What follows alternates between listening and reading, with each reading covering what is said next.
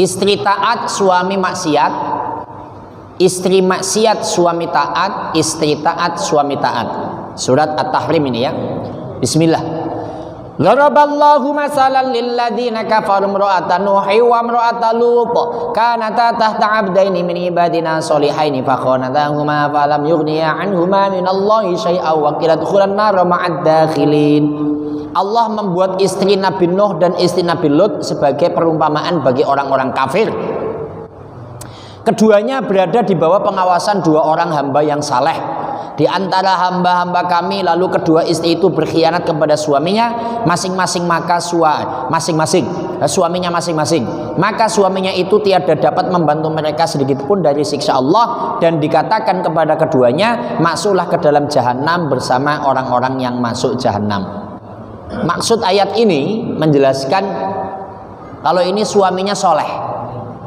Nabi masa nggak soleh? Nabi Nuh, Nabi Lut punya istri pak. Istrinya itu ahli maksiat, kerjaannya sama orang Yahudi, menghujat dan mencaci maki suaminya di depan orang Yahudi. Kalau depan suaminya sih baik-baik. Ini suaminya, kalau istrinya kalau zaman sekarang nggak sholat nggak apa. Nah penjelasan ini untuk contoh di kehidupan saat ini, karena ini ayat Al-Quran. Banyak suaminya taat ibadah, istrinya dugem kerjaannya, tapi suaminya tetap sayang, tetap cinta. Itu bagaimana? Menengok ayat ini,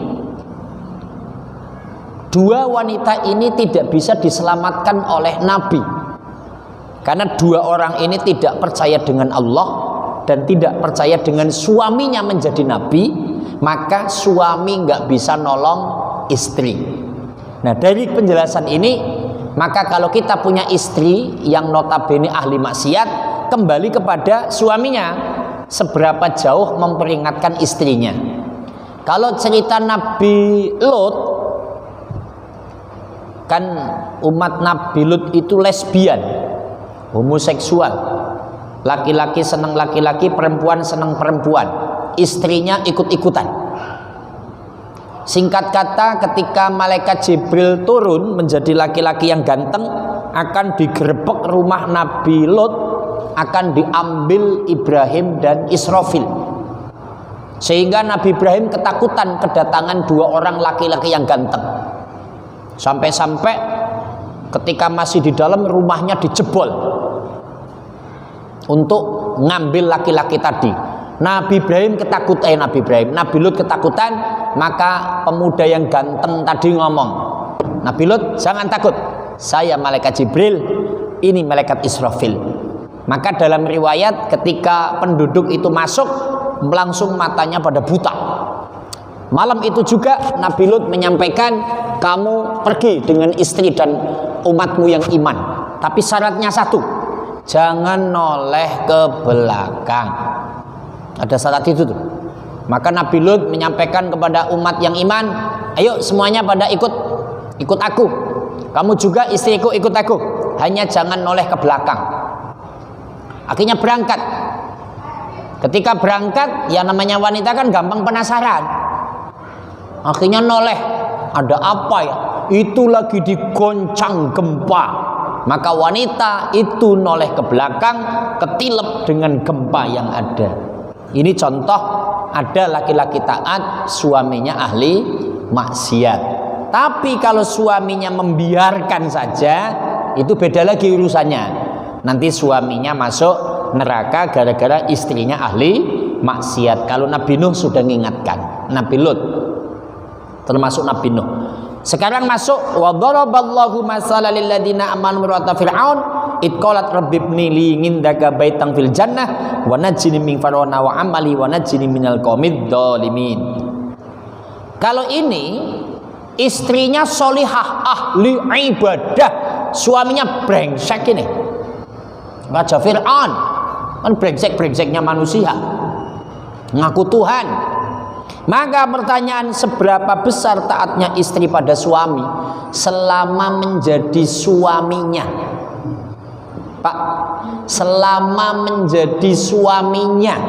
Yang penting suaminya asyhadu an la ilaha illallah wa asyhadu anna muhammadar rasulullah, pulang sambil mabok tetap wajib cium tangan. Suaminya pulang bawa wanita lain tuh tetap wajib cium tangan suaminya. Maka kalau bapak tanya, istri taat dengan suami, suami yang bagaimana? Selama menjadi suaminya. Kalau sudah dicerai nggak boleh taat. Siti Asiyah sama Raja Fir'aun taatnya luar biasa, Pak. Nggak kafir kayak apa yang namanya Fir'aun, tapi taat. Maka pertanyaan bapak, istri taat sama suami, suami yang kayak apa? Selama masih jadi suaminya wajib taat. Dia pulang habis mabok, ya cium tangan, kakinya dibersihin, abang mau mandi pakai air hangat apa pakai air dingin, minum susu apa minum kopi, itu kewajiban istri. Nah sekarang istri sudah tahu suaminya nggak sholat itu kan kafir. Nah di sini yang akan saya paparkan, kafir di sini bukan kafir mutlak, ya. Kafir di sini bukan kafir mutlak, tapi kafir mengingkari kewajiban sholat, tapi tetap Islam. Jadi suami ini tetap syahadat dan tidak murtad. Saya ulangi, istri yang tahu kalau suaminya ketika nikah nggak sholat, kan nikah dengan orang kafir. Kafirnya bukan kafir mutlak, karena kalau kafir mutlak nggak boleh nikah dengan non muslim. Nggak boleh nikah dengan non muslim, tidak sah nikahnya. Maka sekalipun dia tidak sholat, tetap karena syahadat, maka hukumnya tetap sah secara fikih. Nah terus bagaimana istri ini? Sama contoh kepada Raja Fir'aun, wajib taat.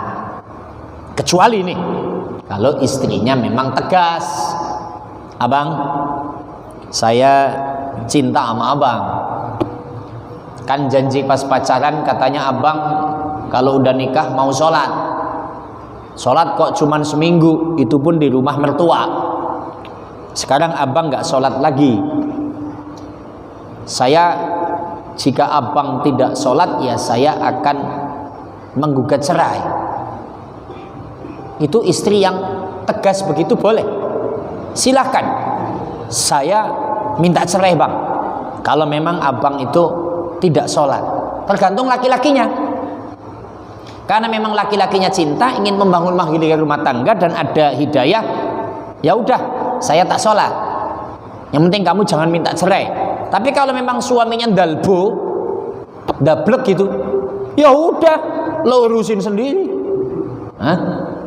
Ya udah diurusin, karena memang daripada nikah sama orang yang begitu kan nyakitin hati itu.